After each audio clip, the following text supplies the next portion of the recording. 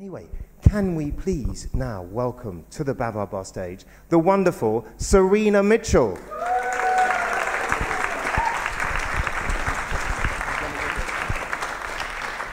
Okay, good evening. I'm so pleased to be here at the Kino. My name's Serena. By day, I work at a business school, and by night, I'm a storyteller, a rune reader, and a death doula, amongst other things. So tonight is a story. It's three stories, three hidden her stories in one. And it's all, these three stories are all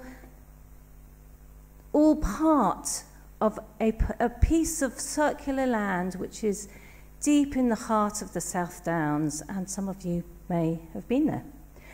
And before we start, I like to make my talks a little bit interactive, and there'll be some magical prizes along the way. And so to get you warmed up, hands up, can anybody name me a Sussex saint? You're clearly a bunch of pagans and heathens. Nobody knows the name of a Sussex, and that's both east or west. Sorry? Megan. No. But good guess, but no. Sorry? St. Leonard. St. Clement. Sorry, I'm a bit deaf, so... St. Leonard, yes, St. Leonard. Okay. He's not a Sussex saint, certainly not on my list of Sussex saints, so I can't give you a prize for that. Anyway, moving on, because I'm just conscious of time. Sheela-na-gigs. Can anybody tell me, for a prize, how many Sheela-na-gigs we have in Sussex? 12. Nope. Nope. Okay. Moving on. You'll get a chance to win a prize a little bit later. So, we are talking about St. Lewina. St. Lewina, who is our only female indigenous saint of Sussex, an early Anglo-Saxon saint, and I'm going to be telling you about her story.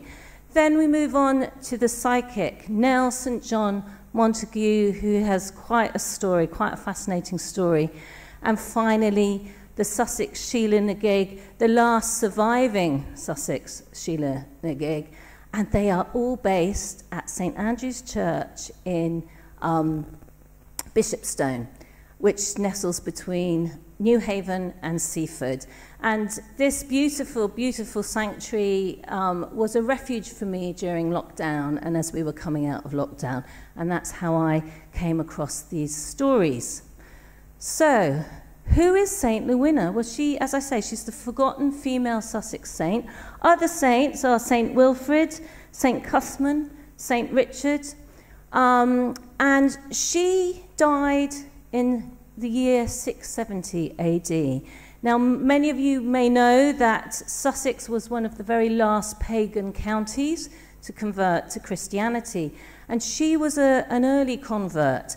And it's thought that she converted to Christianity even before St. Wilfrid, who was the one who came and converted many of Sussex and the Isle of Wight. She converted before him, and she lived in the Anglo-Saxon settlement at Bishopstone, and there's archaeological evidence for that. And she suffered a terrible death. She was murdered as a teenager, and it's likely she was killed because of her faith, for standing up in something that she believed in. She could have been raped. She might have had a blow to her head by an axe. There's different ways that they think she could have been killed that were quite common at that time. But it's clearly she was somebody who then struck a chord with the local community.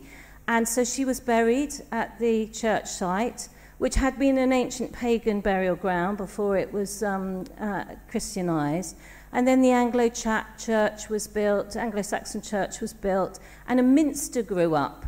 And over the next 300 years, people started to get to hear about this incredible healing miracle worker of the bones of St. Lewina, who was buried in the graveyard. So 300 years later, in 980, a new church was built, a stone church, And it was built with a shrine for St. Lewina, and they dug up her bones, they made her into a saint, and they put her bones into this shrine. Sorry, just before I wanted to go back. Sorry.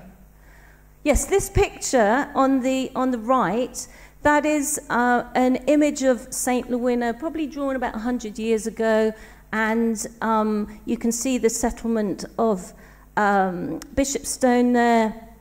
St. Lewina is very large. She's towering over all the other buildings, and she's very close to Seaford because the River Ouse used to come out much closer to Seaford than it does now at Newhaven. So the course of the river has changed, and that's going to be an important point in a moment. So here is St. Andrew's Church. You can see that what is now the porch used to be her shrine. And you can see there's a sort of an alcove where it would look like there was once a statue, probably to her. And what happened to her bones? This is the next part of the story. So we move forward from 980 to 1058, and there is a Flemish monk sailing over to Dover. Maybe he was on his way to Canterbury. And he was a monk from a monastery in Berg, which is in Flanders. It's now, I think, in France. But so these are the remains you can see there of the monastery on the right-hand side. And anyway, he came over, but he was blown off course. And if you go back to that last picture I showed of the little drawing, it was a boat. And he was blown off course in a big storm and landed very close to Seaford, sort of in between Seaford and Bishopstone. And he came ashore, and he started hearing these stories of this miracle worker, this saint and her bones. So he thought he'd go and pay a visit to St. Andrew's Church. And while he was there, he decided to help himself to her bones. So he made friends with the church warden and basically overnight snuck back, filled his bag, made a run for it, dropped some of her bones on the way, but carried away most of them, and back he sailed, back to his monastery in Berg, in Flanders. And that was the end of St. Lewina and her legacy in Bishopstone. But over in Berg, she joined other great saints, because you've got to remember, in this period, in the early medieval period, the trade in relics was really big. It was big business for churches and monasteries. People went on pilgrimages to touch the bones, to see the bones of their favourite saints. So she started to attract pilgrims from all over Europe.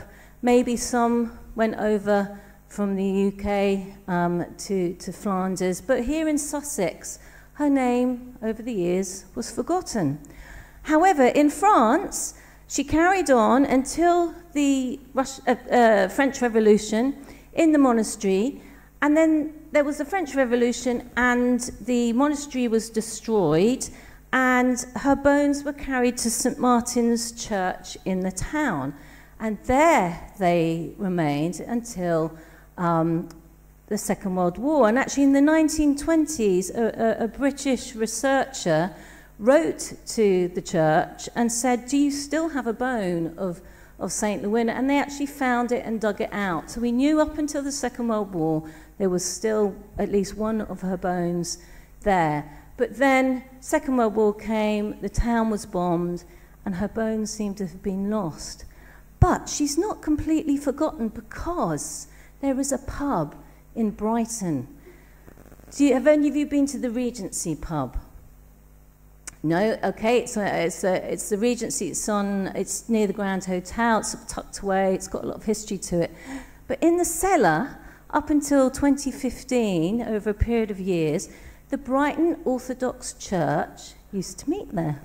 And they made, in the cellar, and they made a shrine, and they painted the four Sussex saints, including St. Lewina, on the wall of their chapel under the pub.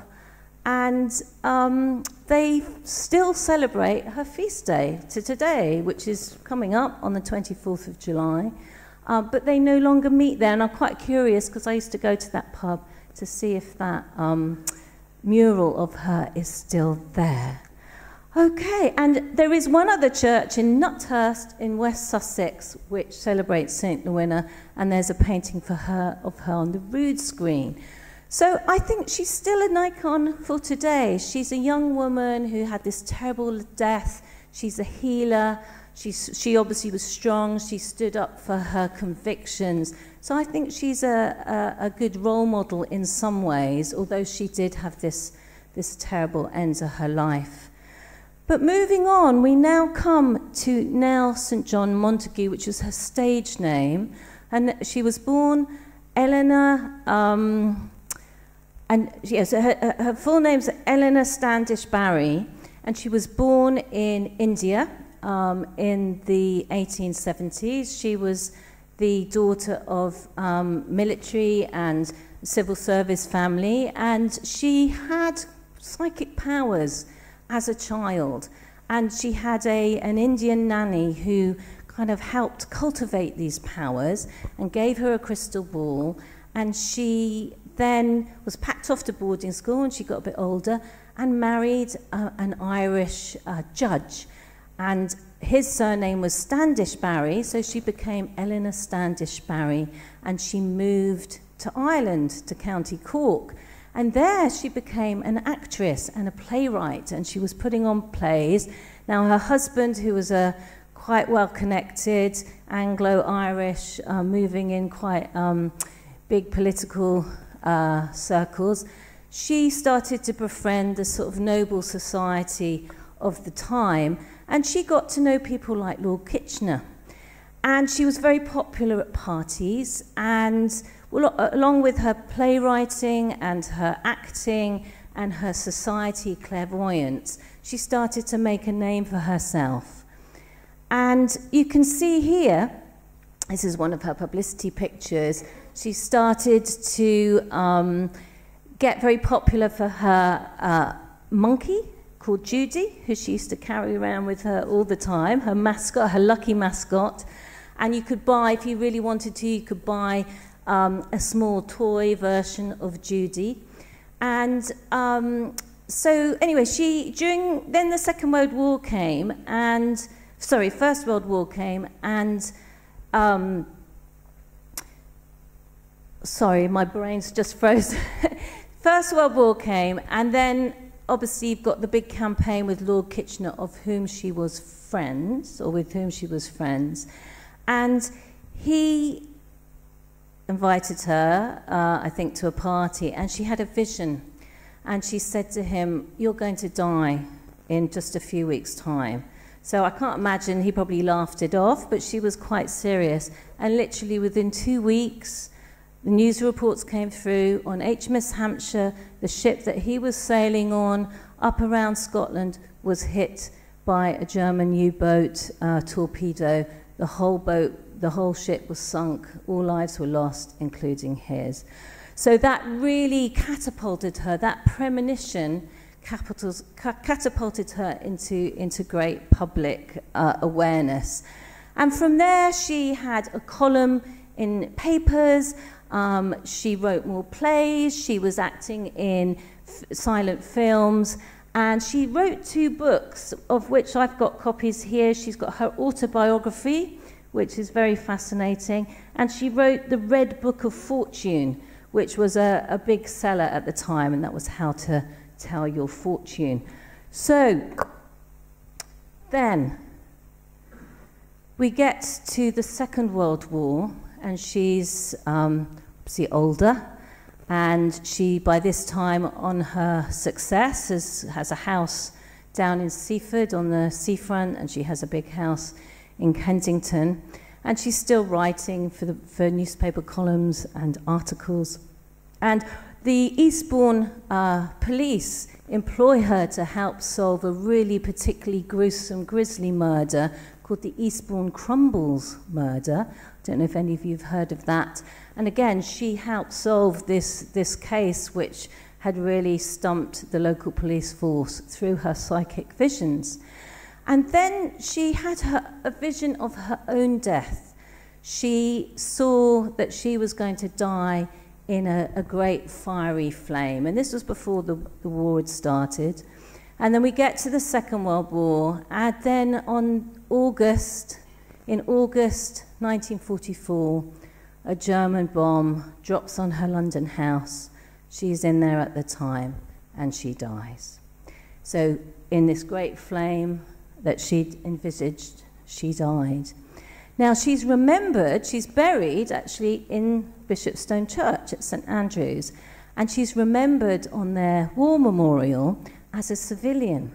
And the theory goes, and the rumours go, that she was actually a World War II spy, because she was so well connected and she had so many politicians and famous people as friends. The rumour is that she was a World War II spy, but no records have been released on her service. But it's interesting that she is listed as a civilian on the war memorial. Yet again, this is another forgotten her story. I was looking for her grave when I discovered she was buried there, and it was totally hidden. It was totally overgrown. And after a lot of searching, I found it, and I started to restore it. And now I tend it regularly, and there's something quite beautiful, I think. If you adopt a grave, you might be tending your own family graves, but sometimes it's quite nice if you feel drawn to adopt somebody else's. And there's something quite powerful in that process. So I go now a few times a year, and I visit, and I make sure she's looked after. So that's Nell's story. And finally we come to Sheela-na-gig. So a Sheela-na-gig, does anybody know the story of a Sheela-na-gig, what she represents? Any ideas? Hands up for a possible prize? Lilith? Possibly. I mean, there might be a connection there. But, sorry? Fertility. Okay, come and see me afterwards. I'll give you a prize. So, yes, in many people's minds, she is a fertility symbol.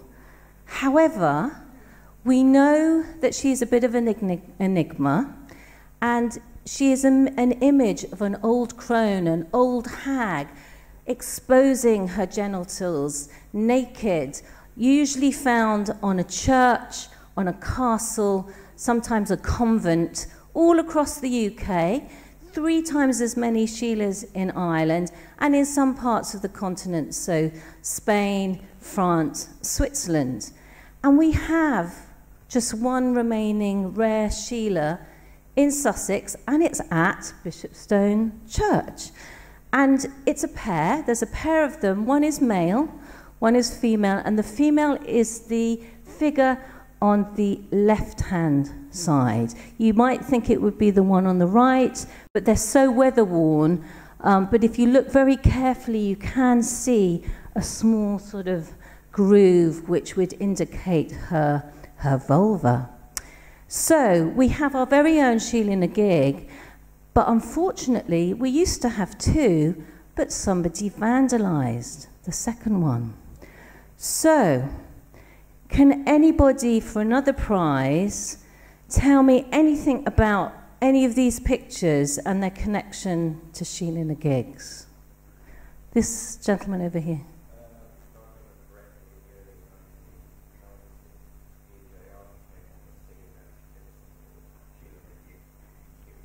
Yes, fantastic. Congratulations. So we have 2 prize winners tonight. Come and see me afterwards. Yes, PJ Harvey did a song called Sheela-na-gig. That was one of her very first sort of early albums that she did. Then up above her, there is the picture of what was our second Sheela-na-gig at Bunkton Church, which nestles in Wiston, just below Chanctonbury Ring. And there was a Sheela who'd lasted 1,000 years until 2014, and somebody came and hacked her off.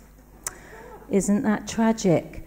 And then moving along next to the Moncton Sheela, we have an Irish Sheela, part of the Sheela project, which is remembering the women and the children and the babies that were persecuted and treated so badly, often losing their lives in the Catholic Irish laundry scandal. And that's Project Sheela. And then the bottom picture, does anybody know who the artist? Yes, who said that? Okay, well done. So a third prize. Sarah Lucas, who was obviously came to fame in the 1990s. So the appeal lasts to this day. And then we have flashing Sheelas. Flashing Sheelas have been with us for millennia. We have the ancient Greek Sheela, who was actually called a balbo. And the balbo, you can see her in the middle, a face over her genitals. And she turns up in the myth of Demeter. And she's an old crone who basically exposes herself to make Demeter laugh in the underworld. And then we have the term anathema, which is ancient Greek for the gesture of lifting one's skirt or kilt. But it's usually done by women, and it can be used for rituals, for jokes, as an erotic power.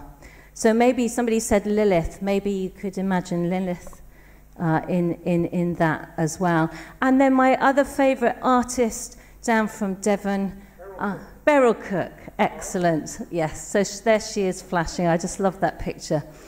And I do think the Sheela today has a relevance in the ecosexual movement. Now, nobody in Eastbourne had heard of ecosexuality. Is Hastings more enlightened? Yes, okay, somebody tell me. What is ecosexuality? It's where you commune and have an intimate relationship with nature and get turned on. Yes, that could be certainly one aspect of it. It could be quite overt, or it could be ecosensual. So it's actually about turning your senses and really attuning them to our landscape, to the land, to nature. And there's something for me as an older woman in menopause, and I'm sure many of you here can relate, somehow your sex hormones seem to run away for a bit. Maybe not, but from what I know is quite common. And there's something I find in the power of this image of the Sheela-na-gig, in how do women of a menopausal age and in older life reconnect with our bodies, with our sensuality. And there's something there, I think, a connection between the Sheela and the ecosexual movement, which was actually co-founded by Annie Sprinkle and her partner in the States in 2008 as an actual term. And of course we can go back to Inanna, the ancient myth of Mesopotamia, and there you can see there is a quote from the Epic of Gilgamesh, where Inanna is talking about the king ploughing her vulva. And the power of Sheelas lives on. I love this painting. This is a 17th century painting by an artist called Otto. I'm sorry, I've forgotten his surname. But it's the Persian women literally lifting their skirts to scare their husbands back onto the battlefield, because they thought they were going to lose the battle, and they ran home, and the women said, no, you get back on that battlefield, and they lifted their skirts. And I think that's such a powerful image.